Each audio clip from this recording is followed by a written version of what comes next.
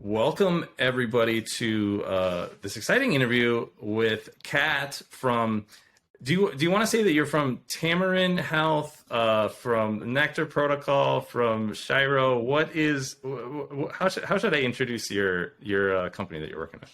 Yeah, so you can introduce it as Tamarin, and then think kind of like how the Web3 Foundation built Polkadot and then something else. They kind of have these brands underneath. Think of Tamarin as that. Like we've got Shyro and then we've got Nectar underneath the Tamarin brand. Okay, that's really helpful in understanding kind of the structure there. So I wanted to ask about, first of all, the protocol, because I think that's really foundational to everything that you're doing at the end with Shyro. What is the Nectar protocol and how is it different from some of the other blockchains or protocols that are out there today? Yeah, so the Nectar protocol, so you're right on that it's the foundation of what we're doing. So the Nectar protocol is a HIPAA compliant, decentralized data storage and privacy preserving L2. What that means is basically it's healthcare safe. So it's private. It allows us to store data in a HIPAA compliant way, store and access data in a HIPAA compliant way. And those are really different because if you, which we did, if you actually dig into a lot of the privacy focused protocols, they actually do have weaknesses that are not going to be fit for healthcare.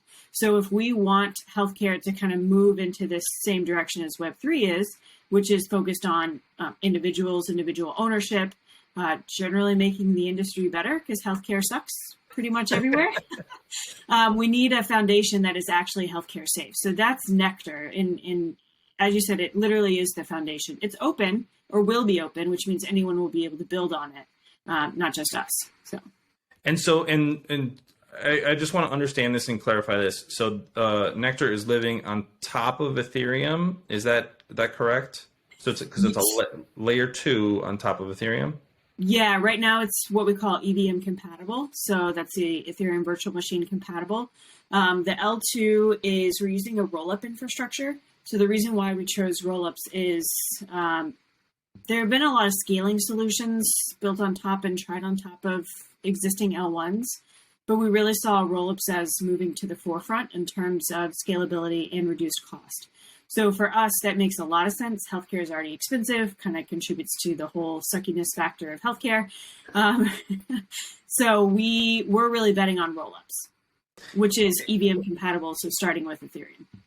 Gotcha. That makes sense. I want to just kind of try to explain, if I understand this correctly, what you're doing with the zero knowledge rollup and kind of how that becomes HIPAA compliant, because I think that's interesting and is a big function of how you're trying to differentiate. And the best example that I've seen is if a validator is colorblind and I have 2 balls behind my back and I know which one is red and which one is blue, and I show those balls it'd be the other way around. I always choose. I'm the person saying, putting my information, my HIPAA compliant information into the app and then on the blockchain. I always choose the same ball, but the validator doesn't know which ball is blue or green.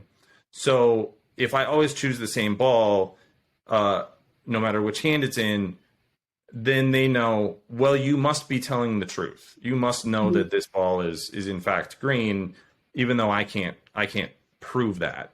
Is that kind of the idea, like an oversimplified idea of the data is there and it's public, but people basically can't read it because if you're viewing the blockchain or if you're a validator, you're effectively colorblind. Essentially, yes. So we have multiple roles, multiple validator roles. We call it, basically, we're going to have a data service provider network, and there are multiple roles in the DSP network. We'll call it DSP. So even in zero knowledge proofs, there has to be a point where a validator or node, a validator, a node in the network does actually have to see the data to prove it and validate it. So that's actually why being a HIPAA compliant network is so important, is because there will actually be a point at which a node sees the data. This is really no different than where your data sits at your physician's office or on your phone, really, or at a hospital. So the difference that we're doing compared to other privacy-focused networks is essentially creating a network of those validators that will actually see the data, that then process it so that the next validators cannot see the data, or anyone looking into the network cannot see the data. So ours is more, when we say HIPAA compliant, so validators will actually go through a HIPAA compliant process where another 2 roles of DSPs, so we're kind of talking about 4 validators here, 4 node roles. 2 other roles are auditors and authorizers.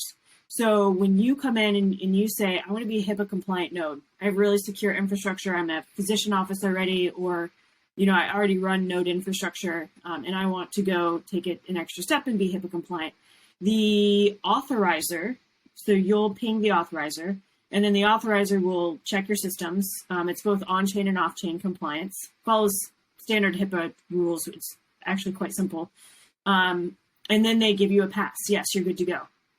But then to double check the system, we have an auditor, which will just make sure that the authorizer and you are not bad actors of the system. But then to incentivize, or I guess disincentivize bad actors, all 3 of y'all are in a risk model. And what that means is you share in the upside, but then you also share in the downside. So if there's some sort of breach or some sort of HIPAA issue, everyone all together has to pay for that HIPAA issue. So this makes sure that we're focused on disincentivizing bad actors. Does that make sense? Yeah, I think it does. How long has this been in process? Because you clearly thought a lot about this. Like you said, you're not the only person trying to do privacy on the blockchain. How long have you been working on the Nectar protocol side of it? And then we'll get to kind of the use cases next. So Nectar's really been since the summer, but it's built on knowledge from at least 2016. And that knowledge is both healthcare knowledge and blockchain knowledge. So we launched in 2017 focusing on creating our own HIPAA compliant, privacy focused L1. Mm-hmm. So it was a fork of Ethereum. And we really made a switch away from that last summer because of what we were seeing in terms of congestions and gas fees. We also realized that in an L1, you can actually get better privacy in a roll-up at an L2 level than you can at an L1. So when we looked at the L1, even our own system, we found opportunities for leaks, which is not great. In the way that L2 rollups work and the way that we're building the HIPAA infrastructure actually makes it a lot more like truly HIPAA compliant and truly privacy preserving, as well as super fast and really inexpensive. That's interesting because I think this just goes to the projects that I think are really interesting in 2020 they've been thinking about this for a long time, right? Like even you look at Ethereum scaling today and moving to proof of stake. I mean, that's not something that happened overnight, right? Like that's years of development work that's going into that. I wanted to get next to so that's the blockchain layer. The next piece is what do you do with that? And so the first thing that you're doing with that is Shyro. So tell me about what that app is and then what the NFT is. I guess the NFT came first and the app is coming soon, I think? Yes. So first it's Shyro. Shyro. Everyone calls it Shyro. And I had no idea that that's what people were going to do, but everyone calls it Shyro. This is one of the problems of reading everything first is that you don't know what the actual pronunciation of anything is. Yeah, I saw, so POAP, P-O-A-P. POAP? They have POAP. Same thing. So no one knows how to say it. So in their FAQ, they actually have a pronunciation. So I think we're going to do that for Shyro. So Shyro, I'll start with what it is, and then I'll talk about where the name came from and why it's Shyro, not Shyro. So Shyro is an app right now, or it's an NFT that the app is pending approval, which is very exciting, where you will be rewarded for the movement and sleep that you're already doing.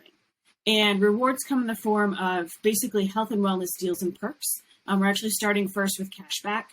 So things that you normally buy for health and wellness, you'll be able to get cash back. We have essentially 2 NFTs. One is an elite membership, and then the other one is an airdrop. Very limited airdrops, so we reached out for partnerships. A lot of those focused on educating in Web3, a lot of support for women in Web3 as well. But the idea behind these two NFTs is the app is NFT gated. And the reason why is because our long-term goal is Web3 connecting in with Nectar, HIPAA compliant, you own your data, yada, yada, yada. So we're starting with the NFT side, really easy entry point into Web3. With the elite side of it, that's where you can actually qualify in for our membership, and we'll do profit sharing. So what we're doing with Shyro is essentially the first app on Nectar is creating a data web for healthcare. The future of healthcare relies on better access to healthcare data. It's a massive market. People are buying and selling your healthcare data anyway. People want access to this data, everyone from advertisers to even just your physician that can't get access to it. And so really and the scale of that, because I think you have the numbers behind that. How big is the healthcare data market? Yeah, so we categorize it as $74 billion in terms of buying and accessing healthcare data. And there's just a handful of companies that act as basically brokers, right, in that data space.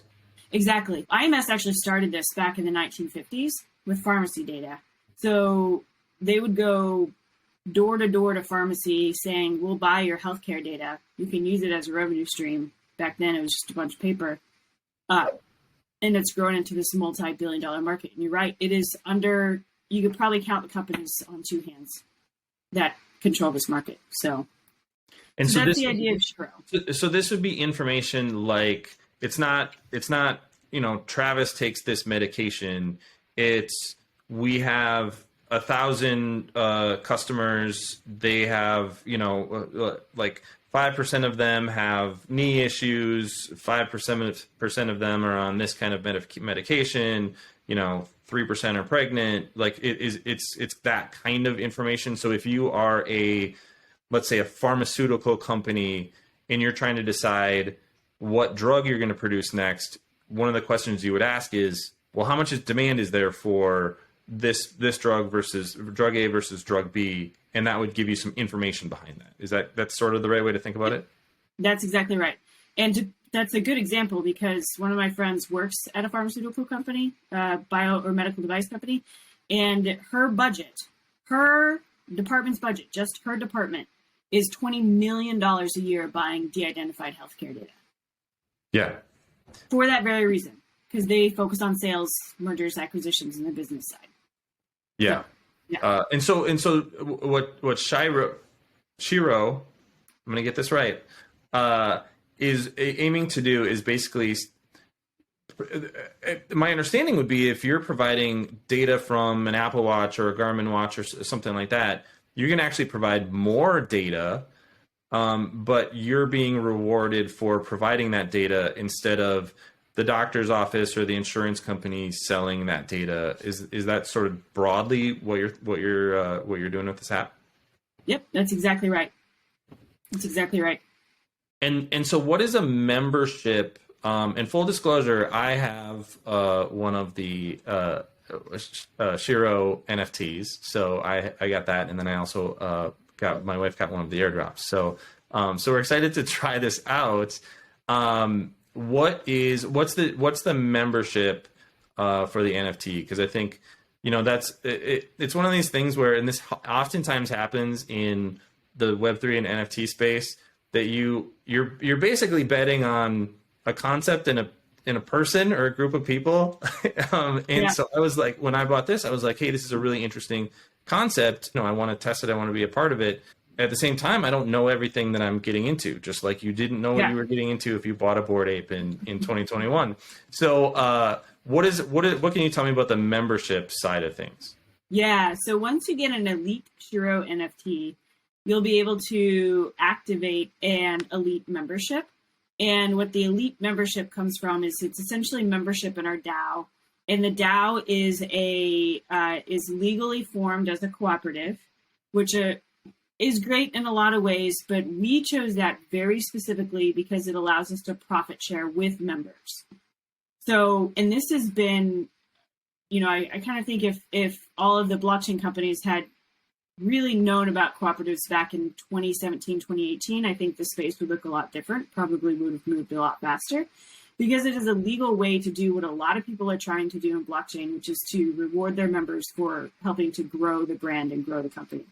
Yeah, I want to stick on that for just a second, because we've talked before, and I think you've spent a lot of time thinking and talking about the legal side of this.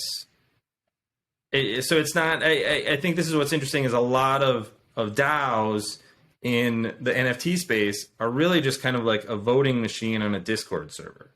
It's just your thumbs upping or thumbs downing something. There's much more legal framework behind what you're doing, if I've understood everything correctly. Yeah, that's right. So we officially formed an LCA. So it's a limited cooperative association in the state of Colorado. I can share some articles, but the Wyoming DAO isn't that great. It's not really recognized well enough. And for what we're trying to do from a healthcare perspective, we exactly like you said. So a pharmaceutical company wants access to data, they buy that data. You have to do contracts with companies that are not in Web3, and those contracts say what type of business entity you are, your address, where you're located, and it's a lot, just pages and pages. So if there's ever something we wanted to do with the real health industry, like the non-Web3, we have to be a legal entity. So that's why it's a little bit different for us, and why we're more than just voting. I think DAOs that vote are cool. I think that works well for social organizations, but we're a lot bigger, more of like a data DAO, more of an app, very consumer tangible focused, if you will, and then eventually bridging to the business side, the enterprise of healthcare. So we have been much more focused on the legal side of it. You can technically form a DAO without a legal entity, but the risk there, and A16Z has talked about this, and I put it on my Twitter as well. You actually end up making the entire DAO liable for everything. So every member, even no matter how active or inactive they are actually liable. So there's a lot of protection that comes from creating a legal entity around a DAO, which feels very anti-Web3. But we're all straddling this Web 2, Web 3, like we'll get there eventually. Blockchain's always kind of at the forefront of conversation in Congress and internationally. So we just believe that it's more important to have that legal structure because it gives us much more flexibility in what we can do in terms of growth and actually getting our data out to the people that want to buy it. And I think this is broadly one of the trends I'm looking at in 2022 and then going forward too, is this kind of meltdown in the crypto market. It's the builders and kind of like, I don't know a better word for it, like the adults that are going to be here to stay and that are building real businesses that they've thought about, that they've done the legal background, that they've, and so this, the profile picture trend, I think is kind of going to fade over time because I don't know how much value we can have in that. But when I think about blockchain technology, really the revolution is in what it can do and in the business models it can enable. And that's basically exactly what you're talking about. Yep. So I wanted to dig into that a little bit with Shyro a little bit. The business model behind it, what the partnerships, I think you've even announced a couple of partnerships already because, I think the revenue sharing piece is really interesting, but if you buy an NFT today, it isn't like you're going to be getting revenue sharing in June. The idea would be more like buying a stock where, and this is not a stock to be clear, I think you've done all the legal work behind that, but the idea would be that this blockchain in this app becomes really successful, and the theory that you can aggregate all this information in a Web3 basis and generate revenue off of it, that's really a 5-10 year vision. So what are the partnerships and what's kind of the business model of growing that going forward? Yeah, so profit sharing comes from what cooperatives they're called patronage dividends, which is a little tricky because they aren't stocks, you're right, and they are not securities. That's why the cooperative model structure is so important, and that's why being a member is required in order to receive those patronage dividends. But also, not only just a member, you have to have patronage. So what patronage means is essentially just activity that benefits the organization. activity that drives those revenues in. That's part of your patronage, but then the other side of patronage is actually activity into the application. So what that looks, you're right in that we have multiple revenue streams coming in. What that looks like now is both memberships, which is standard for cooperatives, but then also think of our brand partners almost as advertising. Again, so anti-Web3, but advertising isn't going to go anywhere. So for us, what that looks like is our partnerships with brands.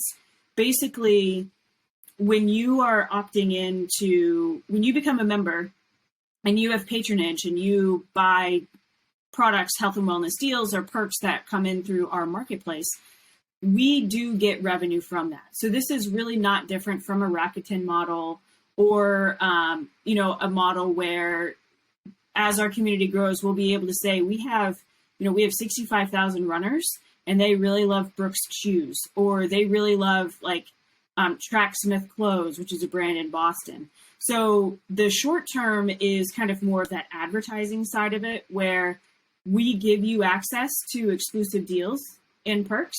And then we get a part of that revenue back because basically we've created this community that's focused on health and wellness. And especially as cookies start to disappear, third-party cookies. So these are things that folks rely on from Apple and Google. As those disappear, it's going to be a lot harder for advertisers to find their communities. So they're looking for curated communities. So we'll be connecting those brands to all of us in Shyro. And that's the first part of the revenue. And then data, as the community grows, we're looking at data really to start around 2023, data selling. So that's because I think we had touched on this a couple of months ago when we talked, that what's interesting is you're pulling together, and I think this is a common thing with Web3 and NFTs, you're pulling together a group of people who have kind of similar interests or goals. And then if you're an advertiser, you have like a perfect pool of people to advertise to. So that's like a perfect way to pull in revenue to the system initially as you spin up kind of the rest of the business model. So exactly. It seems like, if I'm understanding it correctly, that's kind of the way that you're started. Yep, and that's exactly right. And the biggest difference, Facebook does this, but we all hate that Facebook does it because they never got our consent for it. Mm-hmm. Some of us that are in tech, we knew what they were doing from day one. We knew from the start that free doesn't mean free. It means they're selling your data. So we're kind of flipping that model on its head. Advertising isn't going anywhere. But the difference is that you're essentially opting in and you receive benefit from essentially kind of for advertisers to come in and use your data. It is all data. Facebook advertisers are just looking at data. That's how they market and target to you. So it's the same thing here. We just bring that incentive back to you. So I think I understand the business model behind it. Now tell me a little bit about the app. You said that it's in testing right now, out for approvals with, is it the Apple App Store and the Play Store, both? Yep. What is that going to look like, and what sort of information am I going to put into it? Yeah. So yes, we're very excited. It's in approvals. Android takes longer than Apple, which is surprising. So we anticipate hopefully in 7 to 10 days, it'll be out for public beta. And what the app looks like is you'll first connect in your wearables. So I've got a Garmin watch. I've already connected it in. I'm starting to see my movement in my sleep in the app, which is super cool. And essentially I'm just accruing points. So I'm accruing points for the movement that I already do anyway. I walk my daughter to daycare, which is 2 miles. So that's awesome. Not only health, but then now I'm also getting points. And then our goal is that there's 7 hours of sleep every night, which is really hard to get. But basically we are with kids. Yes. Yeah, it's really hard. But the exercise is 150 minutes. So we, per week. Oh, per week. Which is I was like, oh yeah, I can do 150 minutes a week. I don't know if I can. Yeah, and walking counts. And if you have like the Garmin, it's a lot harder. But if you have an Apple Watch, they count everything, including housework and gardening, which is really cool. So we collect all movement. It doesn't matter what it is, and you get points for all movement. There are other ways you can earn points too, like bringing other friends and folks to the app, and then we'll be unveiling a competition feature shortly after launch. So all of these points add up to being able to be redeemed for access to those perks, those health and wellness deals that we were talking about. So we're kind of growing the, we're really trying to fit in with what you're already doing. We don't want to ask you to do more. Coming from the healthcare field and now being a mom, it's really hard to add more onto what people are already doing. It's been a huge barrier for access to health data. It's been a huge barrier for access to health care. So that's why we just connect in with your wearables, and it just kind of runs on its own. So, and then some of the other manual things are inviting friends and creating competitions and stuff. But that's how the app will start initially, and then it'll grow from there. So one thing I would love to do is there are a lot of people that have multiple wearables, and I want to start comparing them. What does your data look like from your Apple Health Kit versus your Garmin watch? Which one's more accurate? I'd argue probably Apple. So we want to start bringing in those stats so that you can start to see, you know, which app makes the most sense if you want to track your health and wellness. And then we'll start providing in a lot of personalization too from the data. Yeah, that's awesome. Like any app, right? You start with, I think you have called it an MVP, a minimum viable product. Even just in that, in an acknowledgement, hey, this is a starting point. This is not the end. And so the way to get access to that is to, would that be to go to your website and then ask, I think you can put an email in to get an invite to buy an NFT. Can you go straight to OpenSea to buy an NFT? How would somebody go about getting access to that? Yeah, so the best way is just going straight to OpenSea. So we have that link on our website, Shyro.health. You can also hunt around for an airdrop. So we'll be doing a few more airdrops as we move out to launch, and kind of increasing. You have to hunt for it, though. It's not going to be too easy to find, because we also want to make this a pretty controlled MVP release. There's a lot of opportunity in the app. There's a lot that we want to do. And then, as you said, we're really just, this is our starting point. So the best way is that OpenSea NFT. You'll start accruing points. You'll be able to redeem that for membership, which we talked about already, for better deals, promos, and profit sharing, or hunt around for an airdrop. All right, I will definitely log in, download the app, and log in with my NFT when it comes out. The other thing that I wanted to end on is, this is your app, but the idea, if I'm understanding correctly, with the Nectar Protocol is that this is also open for anybody else to build apps on top of with the HIPAA compliance. So this is, you know, to use a analogy, you're building the Ethereum blockchain, and then you're also building the first app on top of the Ethereum blockchain. But that doesn't mean that anybody else can't build it. You're saying, like, happily go ahead. If you have a healthcare idea that needs HIPAA compliance, use our blockchain, build on top of this. Is that right?